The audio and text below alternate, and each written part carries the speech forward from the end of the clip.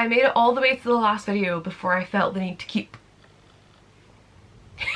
restarting. Oh my god, this is how it's gonna go, isn't it? Hi everyone! Today I'm doing my July TBR, which I never do TBRs these days because I can't stick to them, but it is the bookie trials and I am prepared because it's also Yalk this month and I needed to fit in Yalk books with the prompts.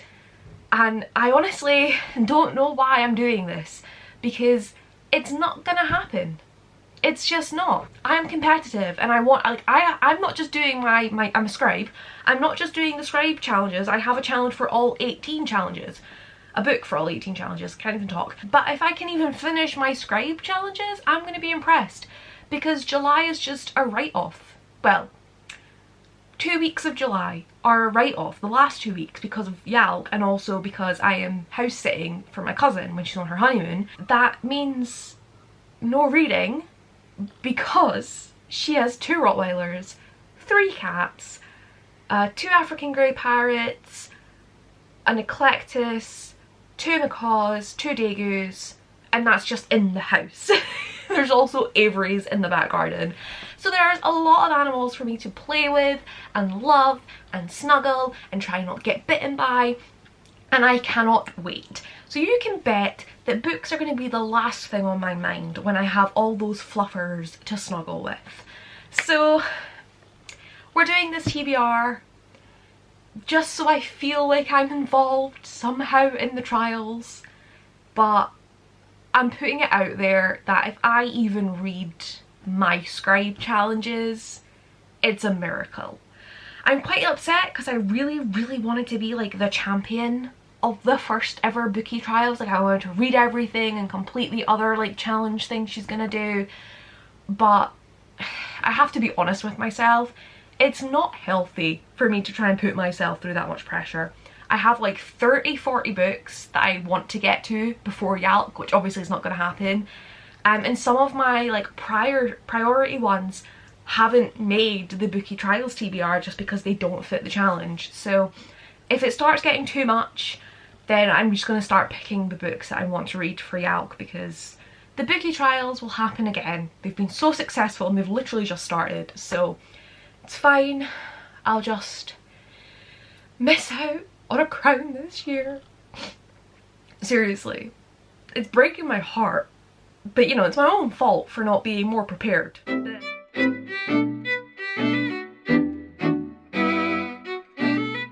So as I'm a scribe, we're going to start with the scribe challenges, and the first one is Dwarf Mountain, which is a book with a hint of romance. And I've gone for a book that I have literally had for 4 years? Yeah, math. And that is The Next Together by Lauren James. Yes, this is a proof copy, an ARC. That is how long I have had this. So this is like a fantasy sort of sci-fi. These teenagers are destined to be born again and again. Their presence changes history and they fall hopelessly in love only to be tragically separated. The reason I was drawn to this was because I fucking loved Fallen by Lauren Kate when I was younger, and that's about these 2 characters who are destined to fall in love, but then I feel like it depends, like it changes every time, but they either like meet or like they lock eyes or they touch or they whatever, and then the girl dies and then he has to wait 17 years again to like find her. So it kind of feels reminiscent of that, but it's also, I didn't realise this until after I picked it and I'm like, good on you, Emma, but it's like kind of mixed media. So there's like letters and like shit like that, so it should be quick to read. 355 pages. I've worked out that I have to read about 200 pages a day of my bookie trials books to get them done before Yalk, so it is doable if I hurry the fuck up and then start reading, but you know, I'm excited to actually get to this. Like, I am really excited. Next is Apothecary Towers, and that is a book picked at random, and this is from my original TBR just because it worked out super well. I have a big list of my NetGalley books and I had people on Twitter a while back give me numbers, and the number that corresponded to a book, that's the book. That was a really bad explanation. Basically, the next book on my random NetGalley picks, because I'm trying to like go through them in an order and it's making me read them, was After the Fire by Will Hill. by someone. My NetGalley arc, the ebook, is 566 pages, so that book fits in with my Scribe weakness of having to read a book over 500 pages. Then we have Great Library, which is been on your TBR forever, and I have Birdie by Jess Valance. This, again, I've had fucking years, and this is about obsession, friendships, trauma, and blackbirds. I have no idea what it's about, but I've had it on my TBR for ages, and it's only 263 pages, so I need to read this in a day. And then we have The Drowning Deep, which is about the whirlpool being mesmerising, a book with rich world building that will suck you in. And I have gone with The Island at the End of Everything by Karan Millwood Hargrave. Now, I have read this author's previous book, Girl of Ink and Stars. I can't remember, but that book was gorgeous. And it definitely had like a really good sort of world building, pulls you in sort of situation. I could have put this down for Glimmer, which is a gorgeous cover, but I just remember Karan having a very like mesmerizing writing style. I don't know, maybe I'll switch this in Glimmer out because the one for Glimmer would work as well, I think.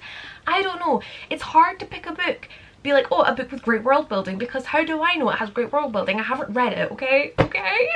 I'm so stressed. And then we have The Bookie Grail, and that is Stardust by Neil Gaiman, which I already had a copy of, so like, yay me. This is under 200 pages. I don't know what to tell you. It is what it is. Then we move on to Orc Grove, and this one is a book that is gruesome, gory, or gritty, and I have chosen The Island by M.A. Bennett, which is a NetGalley arc. I really enjoyed Stags by M.A. Bennett, and it was definitely gruesome and gory and gritty, so I'm really hoping that this kind of continues on with that sort of writing style, and I'm also just so excited to finally get to it. Then we have Old Pirate Cove, which is a book that takes place at least in part on sea, and I have chosen Viper. This is a 400-page book, so like, well done, girl. Like, I didn't think about picking short books when I did this, although to be fair, when I was picking NetGalley books, I didn't know how long they were because I can't see them. But either way, that's the book that I have picked because it's like the only one from my Yalk list that I own that includes water, as far as I know, because like she's literally like a pirate captain's daughter or some shit. I don't know. Then we have Glimmer, which is a beautiful or colourful book. So I picked one that has bright pink sprayed edges, and you're all gonna die because everyone loves this book, and I really should have read it by now. And that is The Devouring Grey by Christine Lynn Herman. I think I took a picture of Christine at BookCon because Kat Cho came up to me and was like, can you take a picture? And I was like, hell yeah. And like, it was like her and Emmanovella and Christine, and I didn't realise until after. I thought they were just like book people, not actual authors. But yeah, I don't need to... Ooh, purity. I don't need to tell you guys what this is about. It's about a monster called the Devouring Grey. So that's on my list. Again, that's the one I could switch for Drowning Deep because I do think this has probably got some good world building. Who knows? It says creepy atmosphere. That's good. I don't know.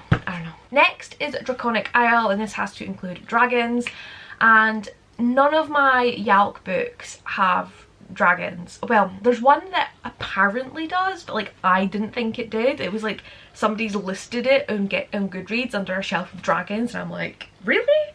So I've put that book down for another prompt.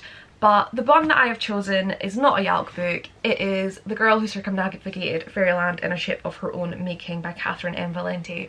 This is such a mouthful of a title, but I love it. I love the illustration. There's obviously a dragon right here, so it better fucking include a dragon. I'm pretty sure it does. It's about fairyland. So I've wanted to get to this for so long. I just noticed it's blurbed by Neil Gaiman, so perfect timing. Like, perfect timing, perfect... kismet. I don't know. I was so worried about my battery dying that I didn't pay attention to how much storage I had on my SD card. So that's great. But yeah, this has dragons, or a dragon at least, and I can't wait to read it, even though it's not a Yalk book, so that's fun. We then move on to the Outlaw. That I should have said those books were the Magi. I don't fucking know what's happening. First we have Crimson Peaks, and that is to reread an old favourite, I think, to like calm you down or something. Soothe the peaks. I don't know. And I had two choices for this, but I went for the shorter of the two, which I'm kind of sad about because I do really want to pick up the other one. The other one was going to be Caraval, but I have decided to go for Stargirl by Jerry Spinelli because I wanted to reread this for over a year, and I've had it on a TBR. I think I took this all the way to Spain with me, to reread and I didn't, so I'm like, right, this is what we're rereading. And also I want to really pay attention to Caraval, so I can at least fly through this without putting much thought into it, so I think this is a good choice. Then we have the Queendom Stone, and it has to be a book that deals with royalty, and I've put down The Bells for this, by Donielle Clayton, because if I recall, the bells are like the people who like go into a palace with royalty or something. I don't know, let me know if I'm wrong, because obviously that's not my group of people, so I can change it to Royals by, is it Rachel Hawkins? I'll just pick up that book instead, because I'm allowed to, I just can't change my Scribe TBR. But The Bells is the book that somebody said had dragons in it, and I'm like, okay. Then we have Forgotten Forests, and that is to read a book that is a sequel, and this is why I have Stargirl as my reread as well, because I want to pick up Love Stargirl. I was gonna have Legendary if I picked up Caraval, but again, fantasy isn't my strong point. Contemporary is a lot easier, so at least I can kind of fly through this. It is a chunker of a book, but I love Jerry Spinelli. It should be a really quick book to get to. We then have Weeping Falls, which is a book that is a tearjerker, and I have gone with Beautiful Broken Things by Sarah Bernard. I'm not a crier of books, so I've just went with one that people have shelved as made me cry on Goodreads, and this was one of them. So, well, this was the only one. It was the first one I found, so. We then have The Elven Guard, which I believe is military or political themes, and I have picked The Burning by Laura Bates, which I think is something to do, oh, I can't remember. I think it's like feminist. I'm going with it, okay? It's social justice, so political, right? I don't fucking know. We then have The Hallow Isle, and this is for like a horror book sort of thing. Now, I do have a backup. So the book I've chosen is Outside, which I think is kind of a cult book, so I don't know how scary it's gonna be. Was it just scary? It had to be atmospheric or horror, so it could be atmospheric, could be classed as horror, I don't know. But if it's not, I'm still gonna read it, but if it's not, I have Killing the Dead by Marcus Sedgwick as a backup, which is a little World Book Day book that's like 130 pages. And this is, and also it's tiny, so 100, it's more like 100 pages, I don't know. But this is definitely classed as horror, so don't shout at me if Outside isn't horror, okay? We then have Barrel Inn, which is an indulgent read. The book I have chosen to go for is City of Ghosts by V.E. Schwab, and the reason that I have picked this one is because it is set in Edinburgh, and I have recently discovered that I really like books set in Edinburgh because I know the area and I do find it quite indulgent. I don't know, I think it's because I don't have to focus on the description. Like if they say a street, I know where it is, so when they describe it, it's already in my head. I know exactly what it looks like, so I know exactly what the author pictured, so it is quite indulgent to me. I'm going with it. You can't fight me. It's my own opinion. But again, I'm sure you guys know what this is about. This is a middle grade book. Sorry, did I say V.E. Schwab? It's Victoria Schwab, because it's a middle grade. But it's about a girl who can pull back the veil that separates the living from the dead, and her parents start hosting a TV show about haunted places, and I'm very excited. I do love a good haunted place. We have a lot of those in Edinburgh. I haven't been to like any of them. I don't know why. Probably because I'm fucking terrified of them. But I'm excited, and there's also a cat, so like. And finally we have The Giant Squid, and for this we need to pick up an intimidating book. And this was a struggle for me because after reading Les Mis, nothing intimidates me. Okay, but long story short, I was gonna pick up something in French, but I don't really have anything in French, and I just thought, do you know what? I know what's intimidating. Sky in the Deep by Adrienne Young, because it's completely out of my comfort zone, and I'm gonna read it even though I'm terrified of this book, I guess, because like I don't know if I'm gonna like it at all. But I have a pin because I got this in an owl crate, and I have a new denim jacket that I have a lot of pins on, and I want to put the pin on my jacket, so I need to read the book, and she's also going to Yelk. So I have this. I'm talking really fast because my camera's gonna die, but that is my TBR. Will I get to them all?